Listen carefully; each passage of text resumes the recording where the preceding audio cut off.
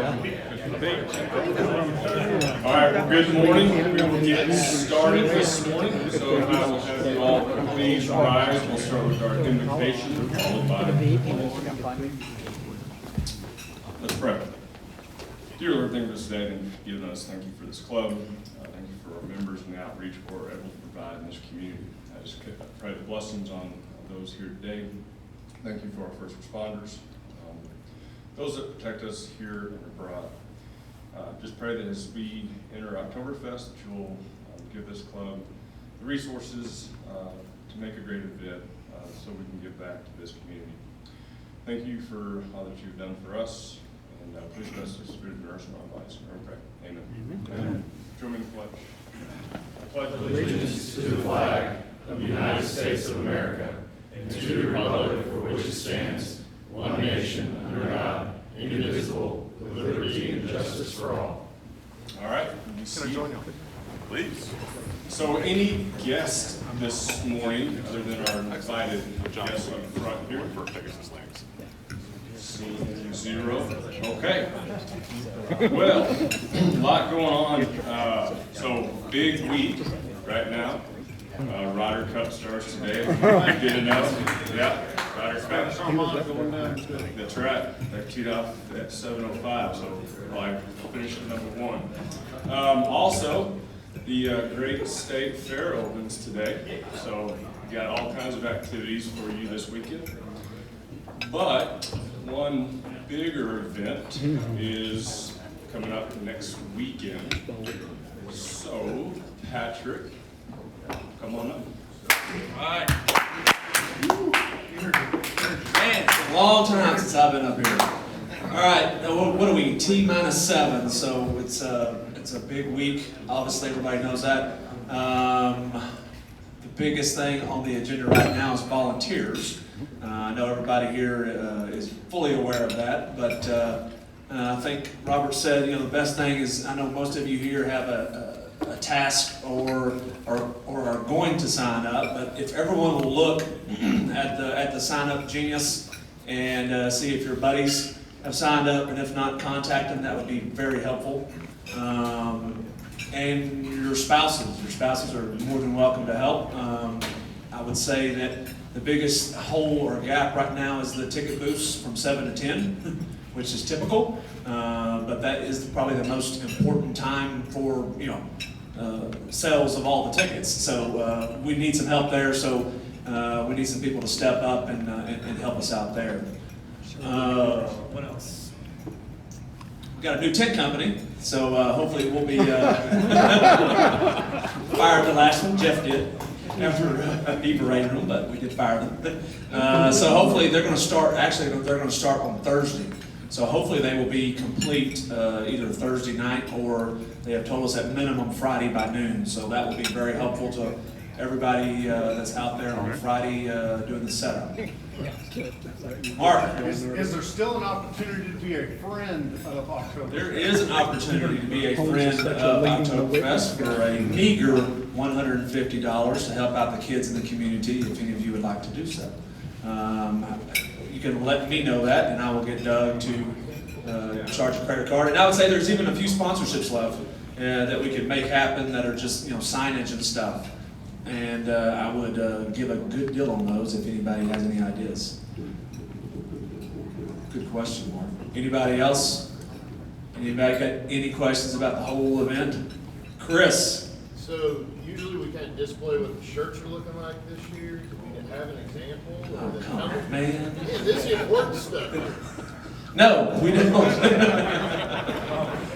We'll get that when you walk up to volunteer. Mark. Thank you, Mr. Ex-President. How do y'all assess I know where our critical needs are, but in terms of raw numbers, how short are we on volunteers so we know how critical this is? Well, from 7 to 10, there's 0 right now, so that's pretty critical. We do have some help. The Women's League and the Junior Women's League have graciously agreed to have some of their people there from 4 to 7, I believe. So that's very helpful. So our own club, who is the presenter of the entire event, hopefully we can step up and fill the other gaps. Anybody else? Pray for nice weather. All right. Let me know if you have any other questions.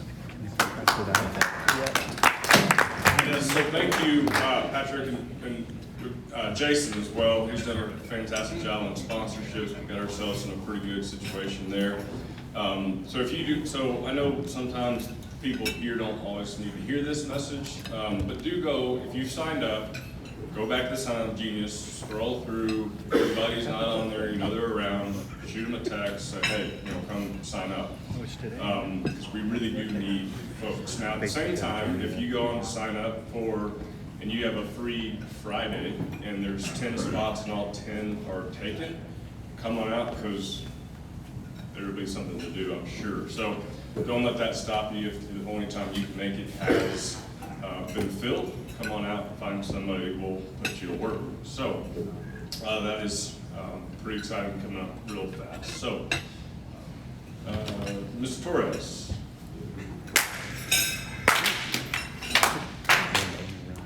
Thank you, Robert. Good morning, Lake Highlands. Want to take 2 minutes quickly, less than that.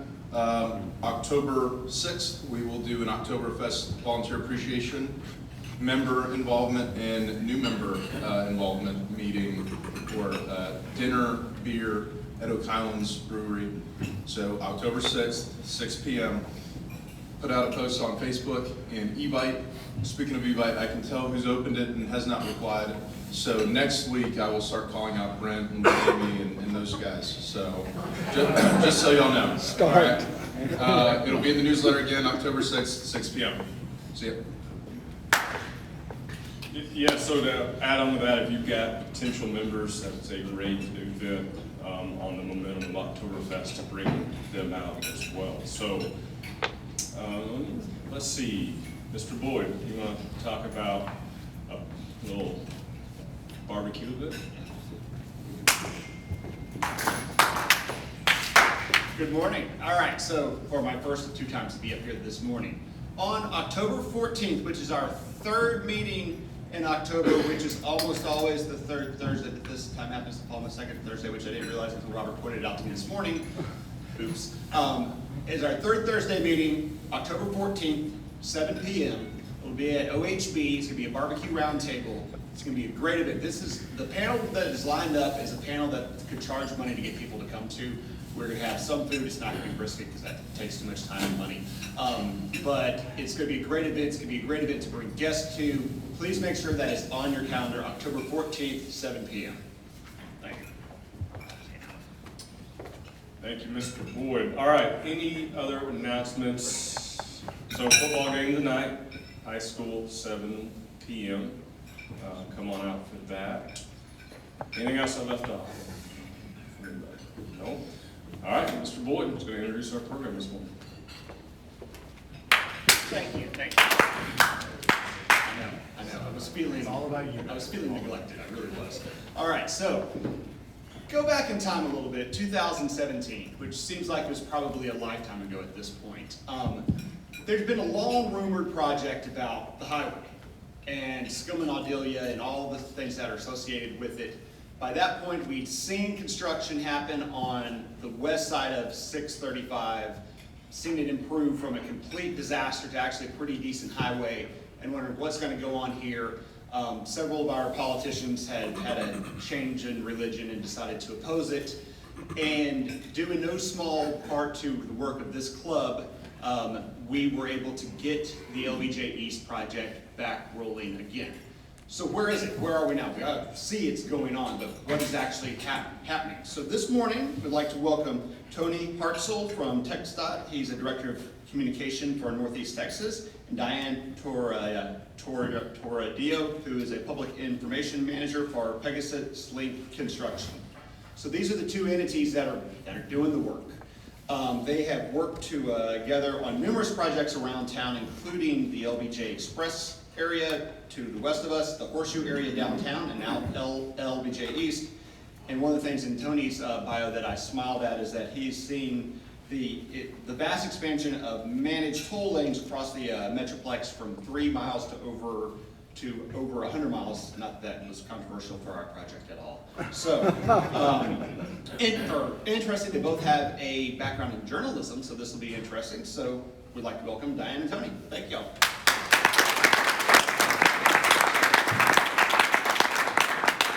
Switch this up, a little short, but thank you all for having us today and inviting us to speak to you guys about the 635 East project.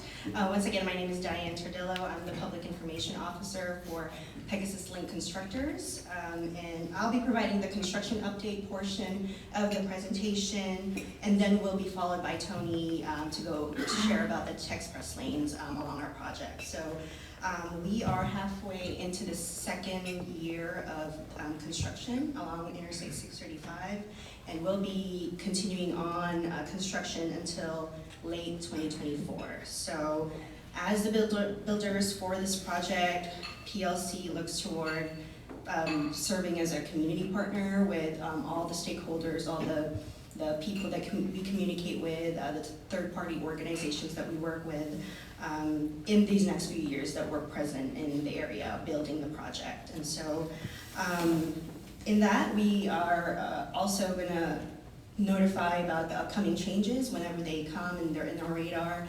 You know, we provide that outreach as well to all the community, community organizations and the people that we have in our stakeholders database. So yeah, well, we're here as a resource for y'all in these next few years.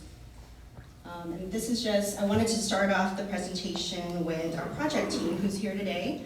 TechSide, of course, is the owner and manager of the project. And Pegasus Link Constructors, we were chosen to be the design build contractor. And so we are comprised of two major construction engineering firms, Fluor and Balfour Beatty. And so these two tables will be instrumental in answering any of your questions later on in the Q&A. We have both TechSdot and PLC staff here available to help answer some of your questions. Okay, and so this is just a quick snapshot of the location of our project. If you've been keeping up with any of our notices, our construction alerts, we've broken up the project into 3 segments, which is, so segment 1 is just east of 75 through Royal Miller. Segment 2 is from Royal Miller through La Prada. And segment 3 incorporates 2 interstates, which is along 635 runs from La Prada to Town East Boulevard, and I-30 runs from Gus Thomason all the way to Northwest Drive. And so this is how they're identified along our project, and we've incorporated it in our notices as well. It's been really helpful for people whenever they're tracking their routes, or they're planning their routes ahead of time, you know, wherever closures are happening along the project. They'll be able to identify that. So, but for this presentation, we'll be covering segments 1 and 2. So Lake Highlands cuts through a big portion of the east or the west portion of our project, and so we'll be focusing on that. So we're starting out with segment 1, and these are just the intersections along the project that we'll be reconstructing. So it starts out at Greenville and it runs all the way to Royal, and so these are the city streets that will be fully reconstructed. So at this point, all these bridges have been partially demoed at this point, except for Skillman. So we started at about early this year to begin that series of demos, partial demos of each of these bridges. The Skillman Bridge requires a little bit more phasing because it does incorporate that aesthetic bridge element. It's the only bridge along the project that has that aesthetic bridge, the aesthetic elements. So, you'll also notice TI Boulevard is not actually part of the segment 1 full reconstruction. The map kind of highlights from 75 all the way to Royal Miller, but TI Boulevard is also not part of that full reconstruction. Okay, so construction key highlights for segment 1. So we've talked about the bridge construction that started already. Frontage roads from all throughout the segment are under construction at this point. And so the bottom right picture there, that's a stretch between Forest and Skillman. That stretch of those frontage roads there have not existed before, and so as part of the continuous frontage road improvement, that's one of the benefits of this project. We're establishing that the new frontage roads there between Forest and Skillman. That top right photo there, you'll see all the frontage roads pretty much east of 75 and the proximity they are within businesses. So we communicate with all those businesses there whenever we have to impact a driveway, or we just want to make sure that they're aware of it, and we're communicating with them about those impacts. What to expect pretty much the rest of the year into the east. Bridge construction will continue. You'll see a lot of progress in each of these cross streets. We've already seen some steel girders at Abrams, and you'll continue to see them driving by, all these new structures kind of taking shape for the new intersections. So that requires some nighttime various lane closures along cross streets, along frontage roads, on main lanes to get these frontage roads and the bridges built. So that's pretty much what we'll see, kind of rinse, wash, repeat for this section of the project. The two highlighted bullet points there, the long-term closures. This is just something to keep in our radar. It's not happening anytime soon, but it is happening next year. So we anticipate closing the eastbound exit to TI Boulevard long-term, and the entrance ramp from Skillman to eastbound 635 long-term. So we wanted to prep you guys, give you guys a heads up. Closer to date, we'll do some more extensive outreach whenever we lock in a more concrete date for these. And so we're kind of gearing up for those. And so I wanted to spend some time going over Skillman, because I had mentioned earlier, all of the bridges in segment 1 have been partially demoed. Skillman in July underwent a traffic realignment, and that'll be in place for several months into next year.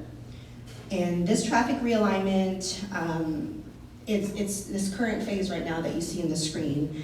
And the major items that need to be accomplished during this phase is to remove existing pavement. That exhibit on the right has the darkened areas, and these are the construction areas, or the old pavement that are now turned into construction areas that need to be removed. So we are removing the existing pavement. We're gonna repave into a new traffic alignment to get ready for the next phasing. So these are all gonna be done in multiple phases. So after this one that we are currently in, that just took place in July, there are several more of these kind of shifts throughout the project duration. So this is what we're communicating to the community in this area, and all the businesses here. We're prepping them for all these changes because it is kind of like progressional. We have to keep up with it, and they just need to keep that in their radar. So that's one of the things that need to happen in this phase that we're in right now. Another aspect that needs to happen is we need to establish the temporary bridge to the west side of Skillman. And so this temporary bridge will serve as the way traffic will cross through the intersection while the actual Skillman Bridge is under construction. So those are the two things that we need to keep in mind for this part of the phase, the construction phase for Skillman. And so, like I said, there will be several more of these phases. But until then, we'll be in it until those two things are accomplished. And so we're targeting spring 2022 for the temporary bridge to become built. And by then, traffic will be prepped to begin utilizing that temporary bridge to start utilizing to cross through the intersection. And until then, that will be the time where we will begin the full reconstruction of Skillman. So hopefully that, it's a lot of details, but so we won't demo the existing Skillman Bridge until traffic is actually utilizing that temporary bridge. So this map on the right shows traffic already utilizing that temporary bridge. So after the phase that we currently are on right now, that'll be the next phase. So hopefully you'll have a copy of this presentation so you can refer back to it. A little technical here on the screen, but maybe have it circulated so you can kind of review it a little bit closely. And so later down the line, we'll be establishing that the aesthetic elements, once the actual new bridge is in place or is taking shape, we'll be starting to install the steel for the new aesthetic bridge there. So wanted to provide some renderings of Skillman, and so this is the goal. This is the end goal for Skillman. This is what we're working towards there. So we've got the steel tight arch bridge, some brick pavers at the eastbound, or the frontage road intersections. Traffic alignment is more straightened out. Those large medians are removed. So it's gonna be a better driving experience for everybody than what's out there right now. To the right there, that's the aesthetic lighting. Those night shots there, and they'll be RGBW, so red, green, blue, and white. And I was told they have the ability for color mixing, so it's going to be really nice. Okay, so that wraps up my update for segment 1. We're going to move on to segment 2, intersections. Once again, here are the street intersections that will be fully rebuilt as part of the project.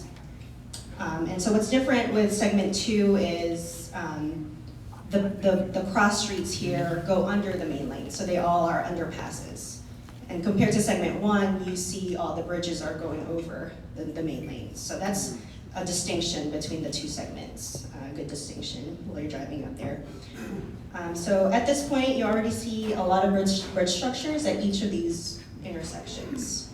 A lot of bridge foundations for the new bridges, the main lane bridges there.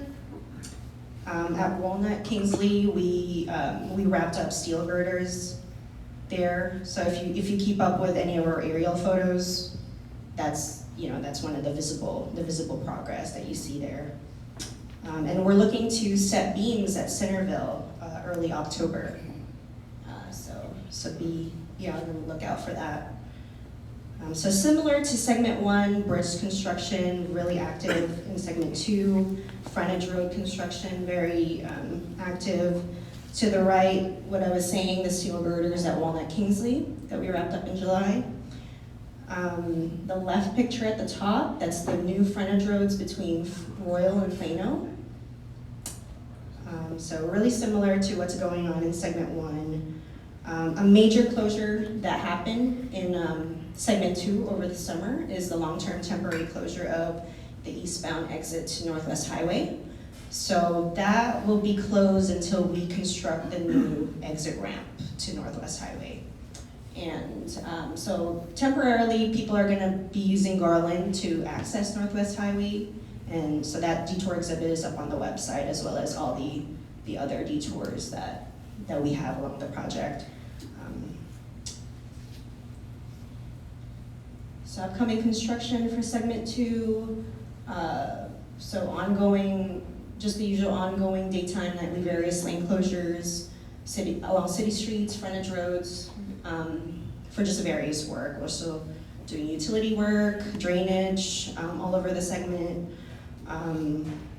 Sometimes we may need to close lanes at the intersection to do a beam set.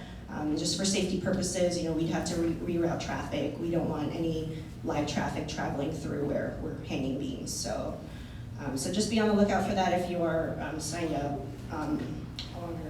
for our traffic alerts. We are doing a series of ramp shifts along the project. So exit ramps, entrance ramps, and that's just shifting them temporarily to a couple of 100 feet to the east or west. But from a public standpoint, they really won't notice much. The access will still be there, but we will need to close the ramp in order to perform that shift. So that's just a heads up. Okay, so like I did for segment 1, I provided renderings for Skillman. So this is a rendering of Garland Road. In segment 2, we did a design change for Garland early last year, and we did outreach for it. And this is just to incorporate some loop ramps along Garland. Those aerial photos there, you can actually see the new ramp to Northwest Highway, because it'll be further west from its original location. And so those are some major changes in segment 2 in terms of our design.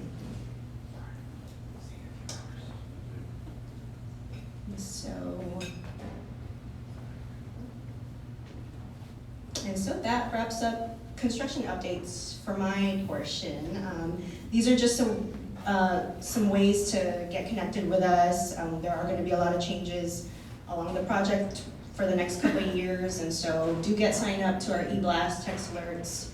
This is how we'll communicate all those changes whenever they come up. So, and now I'd like to invite Tony, I guess, to go over and share some updates for the text press lanes.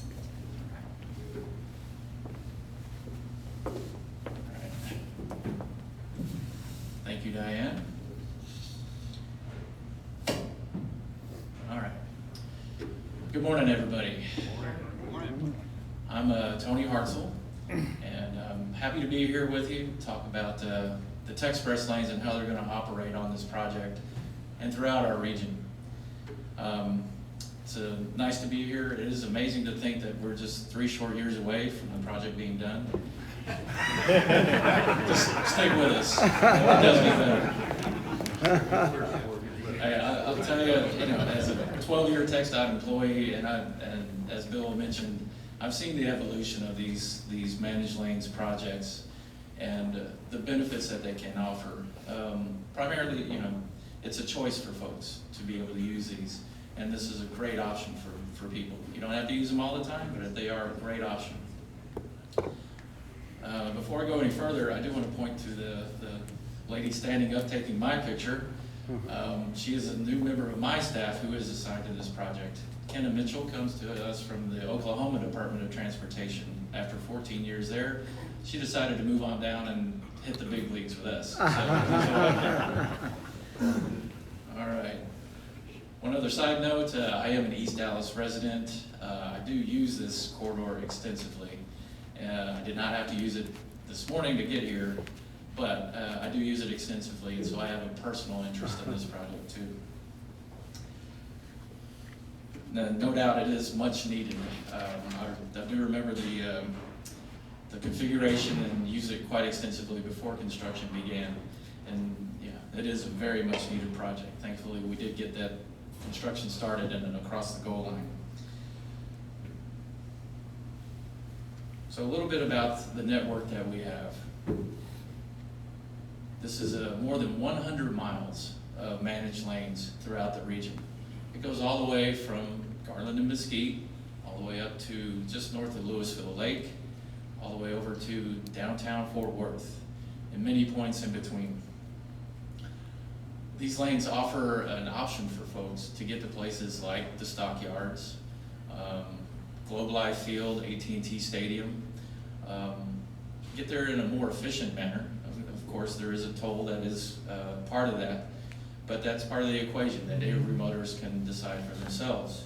Do I want to get in these lanes and get there a little bit more quickly? Get to those soccer games like my daughter, getting across town can be challenging sometimes, and so getting there quickly is sometimes the most important thing, and that's what these lanes offer. As Bill indicated, the LBJ Express was one of the first projects that did get started, and that is actually the first segment that opened to toll lane managed lane traffic. the segment from Preston Road to TI Boulevard, not too far from here. That was about 3 miles, and that opened in late 2013. So in 8 years, we've come a very long way, with more to come. And you'll see that most of these lanes are in green. That means that they're open. Your project, LBJ East, is in red, orange, whatever you call it. There's also the Southern Gateway, which is going to be a little bit of a different type of Texpress lane when it opens next year. And I'll get into that in more details here in just a minute. So what are Texpress lanes? So primarily, well, they're not primarily, they are located in the median area. They're located between the non-tolled and general purpose lanes. And if y'all aren't aware, on this project, we're going from 4 general purpose lanes to now 5 in each direction. And those continuous frontage roads that Diane alluded to, they give you a great option should there be an incident. Trust me, after dropping off my kids at school, I go around LBJ East to get to work. I saw incidents many, many times. Thankfully, in the other direction, I didn't have to endure the traffic as much as others did. But those frontage roads are going to be a great option for people, but so are the managed lanes.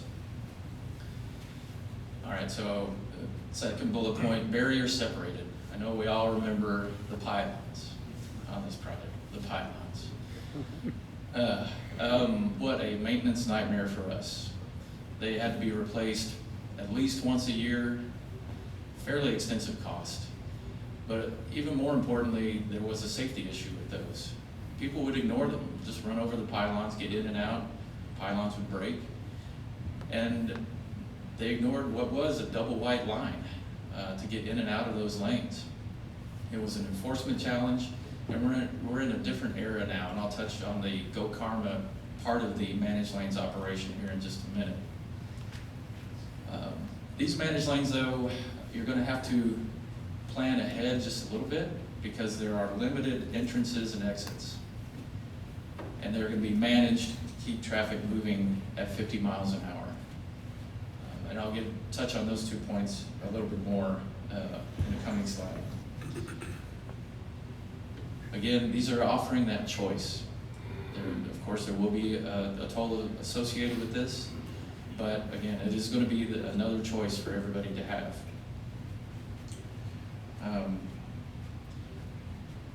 And each time you want to make that choice, there will be information provided to you ahead of time via the extremely large toll rate signs.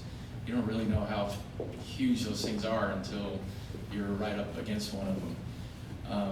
But there will be 2 signs in advance of every toll lane entrance or the option to continue in the toll lanes to the next segment.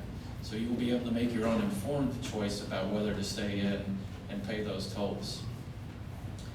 It's an interesting side note that we've seen on some of the projects here in North Texas, but also in other parts of the country, is that the higher the rate goes, sometimes motorists recognize that as an indication that there is traffic up ahead in the general purpose lanes. And even though that price may be higher than you'd really want it to be, you got to make that calculation in your head kind of quickly sometimes, but do I want to get in? Because obviously there's something going on up ahead. So little hint there when these lanes open.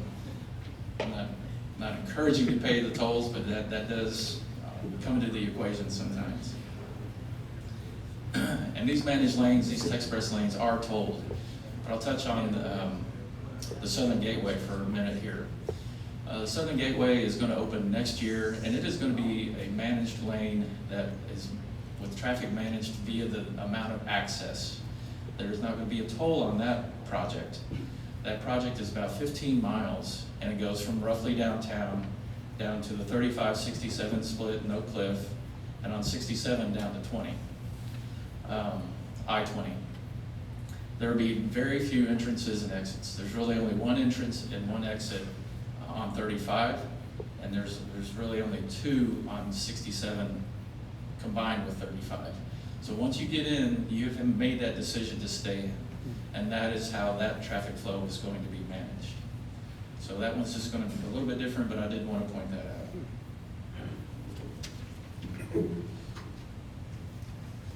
right, so now let's talk a little bit about the pricing. There is I'm not a mathematician, I'm a journalist, writer. There is an algorithm that goes into these things. It is based primarily on traffic volumes and speeds. And these lanes are managed with our partners at the North Central Texas Council of Governments. And that policy offers an HOV discount of 50% during peak hours, which is 6:30 to 9 in the morning, 3:30 to 6 in the afternoon. And so it is dynamic pricing. It does change with the traffic conditions. You really should get a toll tag. Hopefully everybody here has one. If you don't, it makes it much easier, and it is cheaper to have that toll tag in order to use these lanes. For these lanes, we are transitioning back into the Go Karma app as a way to declare and get that HOV discount.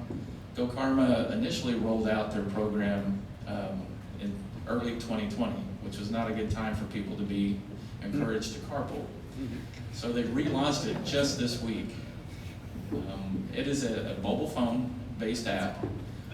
And if you have 2 adults, you both have to have the app running in the background in order to get that discount.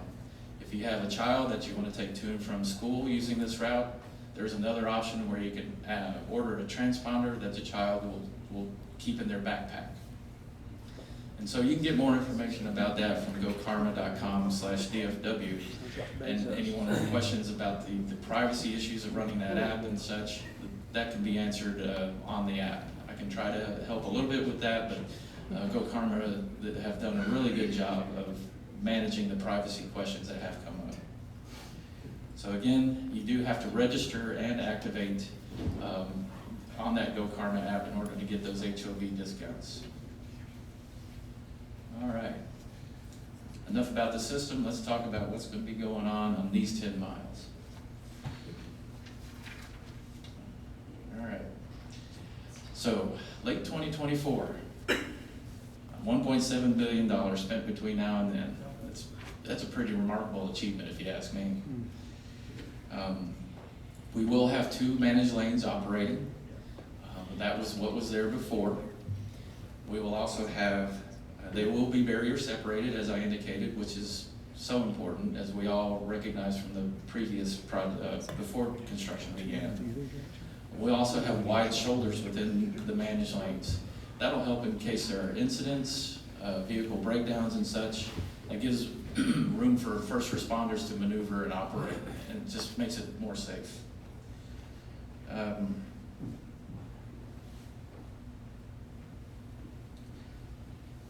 Yeah, all right.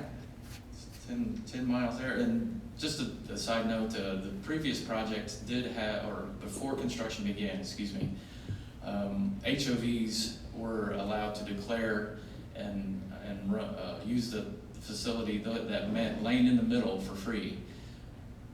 The new policy, which is consistent with the entire region that we are working with the Council of Governments on, and it is their policy, is that it will be an HOV discount of 50%. So that is going to be different from what was there before. But the toll lane, the managed lane that was out here before, which was really an HOV/toll lane, hot lane is what we called it, that operated differently from every other lane in the region. So this is bringing it into consistency with the rest of the region. And again, the managed lane is just that one additional option. There are going to be those additional general purpose lanes and those continuous frontage roads that will really help keep traffic moving. All right. And finally, I want to talk about the access. I mentioned access particularly on the Southern Gateway and how the managed lanes are going to operate via that limited access. These managed lanes are also going to have limited access. What you see here, what I've boiled down in my head, is that each direction you have 3 entrances and 3 exits. They're spaced farther apart so that you don't have that, the engineers call it friction, between traffic getting in and out and the traffic that wants to continue just goes straight through. So my counsel on this, for Lake Highlands, you got to find out, of course, you got to know which way you're going to go, plan out your route. But in some cases, it is counterintuitive, but sometimes you want to go backtrack a little bit in order to access that managed lane if you really want to get in there. Because of the limited entrances and exits, you're not going to have as many options. There are other managed lanes in the region that have extremely limited entrances and exits, and you really do have to plan ahead in order to use these fully. And a little bit more on entrances and exits. I like to use the anecdote. I don't know how many of y'all were around, but I am dating myself a little bit. Central Expressway back in the 80s. Remember the old one there? Yep. I don't know how they got that built in the 50s, but an entrance and an exit every half mile to mile. Just imagine, and 2 lanes each direction. It was challenging. And I was in high school and college before that thing went under construction. But over time, after the reconstruction, which limited the number of entrances and exits, we had a lot of concerns. Hey, you're taking away my exit to University, for example, or Southwestern. There was a lot of concern, but people adapted very quickly there and learned to take the exit to Mockingbird or to Lovers instead and just stay on the frontage road. It's a little bit different concept, but the overall idea here is the same, that in the managed lanes, people do adapt and learn fairly quickly how to use these things.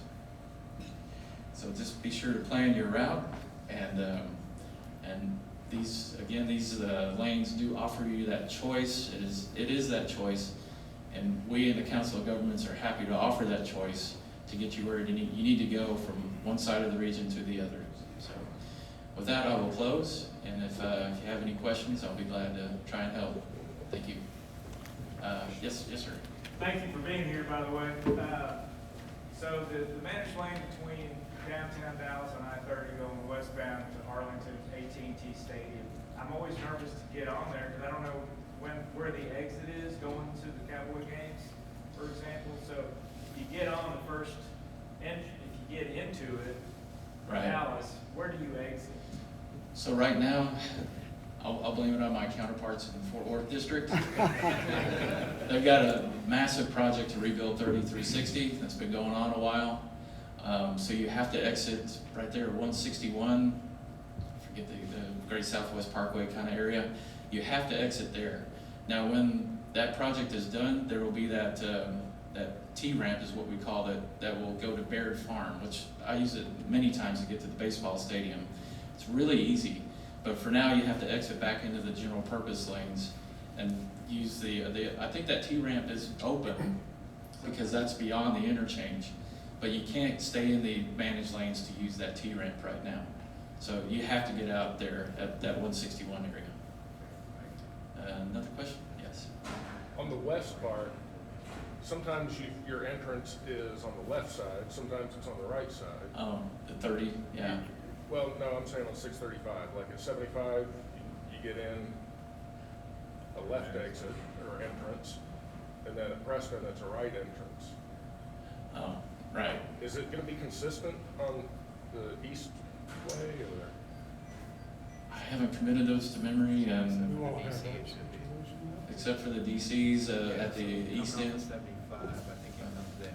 There's a ramp coming off the 75, but the majority of our corridor comes down the center. So Most of them will be in the left center. exit, left on entrance, and then you'll come back out into the left lanes. Yeah, it'll be what they call slip ramps in the middle. The best example of those would be on 35 Express headed north, and also parts of 114, for example, where you just slip in and out from the left side, from the inside.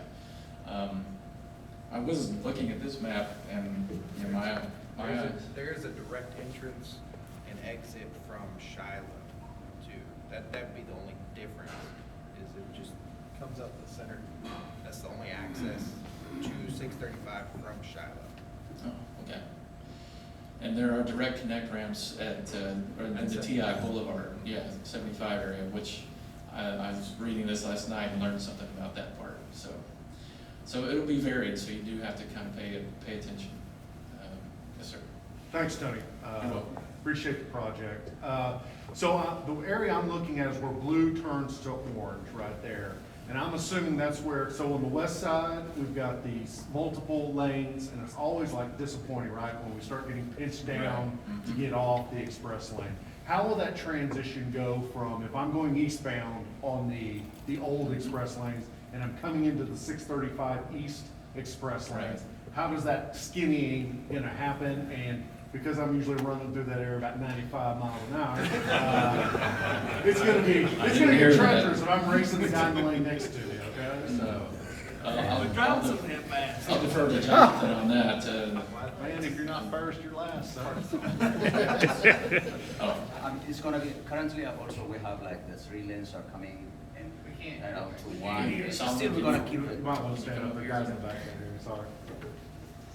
I mean, the current configuration is gonna be still, the same. So one LJ Express, which is coming with 3 lanes and it's dying down to 1. The transition will be smooth, but still we're gonna get into 1, yes.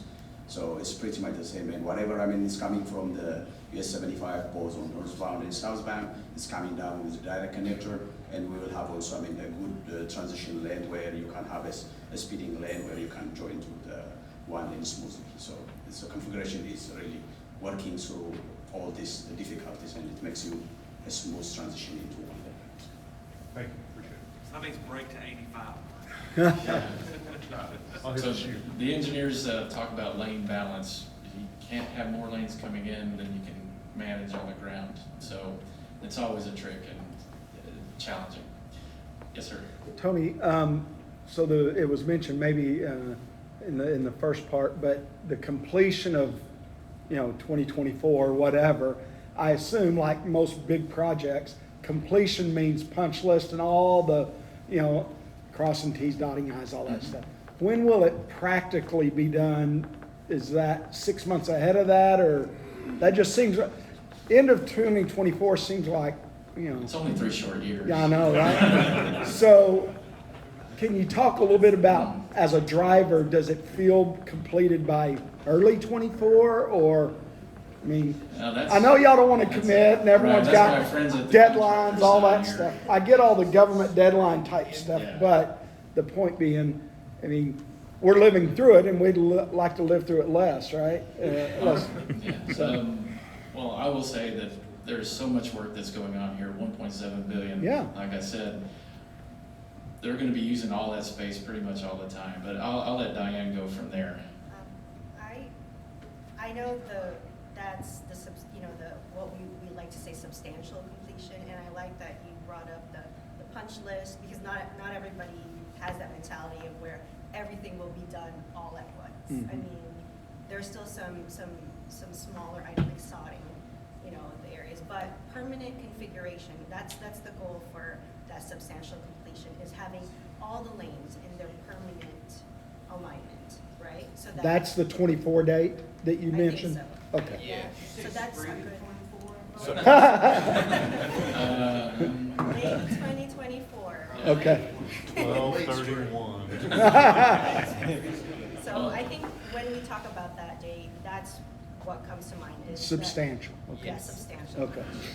And we do like to remind folks that the contractor has heavy incentives, Yes. both pro and con, to meet that date. Right. So, yes, sir. So on that, will we see like pieces of it open along the way, like access to service roads at some point, in certain spots? I'm assuming we'll start to get incremental benefit along the way.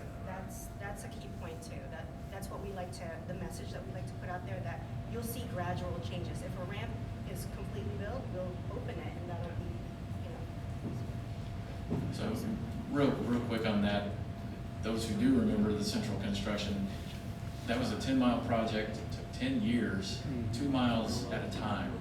So we would build one section, maybe start the next one, but it was very much in a sequential order. That is not going to be the case here. There's work going on throughout the area. That was before y'all worked overnight. Tony, Yes. Yeah. I think you may have answered it, but when you say 2 lanes of managed road, that's 1 lane in each direction. Yes. But is there enough buffer planned in to where we can restripe that at some point, or? There is going to be very wide shoulders, Okay. and we're going to look at the operations of this and evaluate that at a future time. Yes. Lee, he already knew that. Late 2024, for example? Man, you guys are a tough crowd. Yes, sir. Sorry, Tony. Another exciting piece of this was the continuous frontage roads, which we always talked about at TxDOT, about the economic development opportunities that can occur along those frontage roads. Have you at TxDOT heard of rumblings about contractors and developers getting, kind of lining up to get ready, so when these frontage roads come through, they're ready to start putting in strip malls and other things along those frontage roads? I'll touch on that generally. Diane's probably knows more than I do, but the anecdotes that I've heard are primarily in that Garland area, where Garland, for whatever reason, in the 60s, 70s, turned its back to the highway. That is not the case now. They really want that development, and so there is a shift in that mindset. And with the frontage roads, that will happen. But Diane, I'm sure there's lots of rumblings, right? We've been getting it even before construction started. I mean, people are looking into this, and they're already.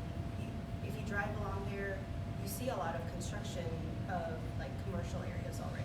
That they looked into this, and they've seen the improved access points from the main lanes to the frontage roads to the city streets, and they're wanting to develop.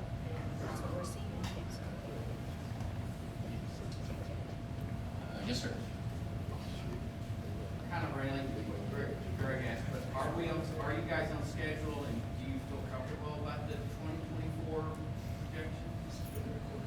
All our construction managers here. It's just been a rough start. When you start looking at the project as a whole, you put $35 to $40 million a month of construction in the ground. So it's been a challenge getting going, but we've made contingencies, and we're constantly, the great benefit of a design build project is looking for better opportunities to take bigger swaths of work. We've had changes, I know, since I started over here about 8 months ago, just in segment 2, that we've changed our approach on how we can maximize the amount of work that we're doing, like right now between Garland Road and Miller. That whole westbound side, in about a year and a half, we'll have traffic switched over to it, where we're demoing out the current configuration and going through and complete the rest of it. So we're constantly finding more and more opportunities to try and gain schedule on time. So I think we're sitting in a pretty good spot right now, as long as the weather holds with us and everything's 75 and sunny, and materials are good. COVID has everybody's excuse is COVID. Rock, PVC, plastic, rebar, galvanized rebar, steel coming out of Florida. It's a huge undertaking. When you think about it, I wish y'all could see kind of all the background. 200 to 300 trucks a day just with our own operations, besides the 200 or 300 trucks that are hauling to our batch plants to keep up with our concrete production. So from a scale standpoint, we're taxing the market, just the amount of materials that are needed to build a job. So, and the amount of work that's going on in the Metroplex. This is a unique time for TxDOT. I think that there's a lot of work going on in this Metroplex area right now that is spreading a lot of contractors very thin around the market. We're bringing in people. We got crews here from Austin that we brought up from another joint venture project that we've been developing down there. We're starting another one out there, but we've taken those crews and brought them up here to try and accelerate our job. So we're constantly pushing to maintain our schedule, and it's a key component that we're always looking at every month, where we are and what we're doing to maintain our schedule.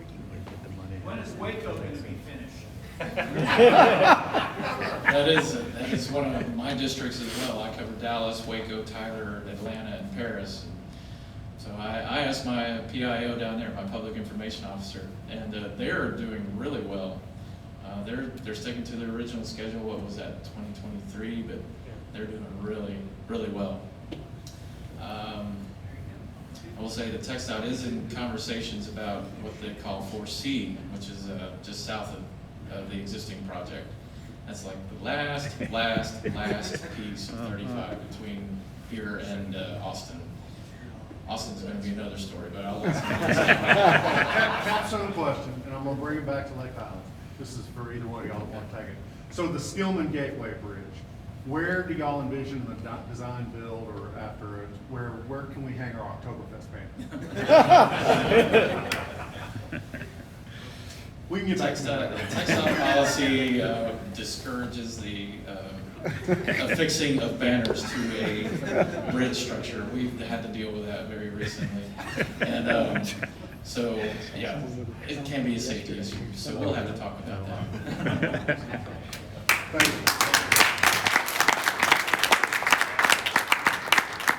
All right, so thank you, Tony and Diane. Here's a little thank you from us. There's bet. So yeah, coffee in the morning, koozie in the evening. So really do appreciate the update. I know as we all live here, we get to read it every day. So Will it be on our website, this presentation? Sure. Sure. Everyone looks at Rick. Poor Rick. Late 2024. Yeah, we'll have it up there by then for sure. It'll be the next communication person's job. So yes, thank you all very much. Appreciate the update. It's nice to see how things are coming along and look forward to 2024. So Oktoberfest next week, sign up. Next Friday will be the Oktoberfest preview. We'll go through site plan information, tease you about your volunteer shirts. You'll pick up the next day. That's the preview. So yes, please be there for that. October 6th, think about who you want to invite, and then mark down the 14th. So busy few weeks here. Appreciate y'all being here today. It's the radio. Our country 'tis of thee, sweet land of liberty, of thee I sing. Land where my fathers died, land of thy pilgrims' pride, from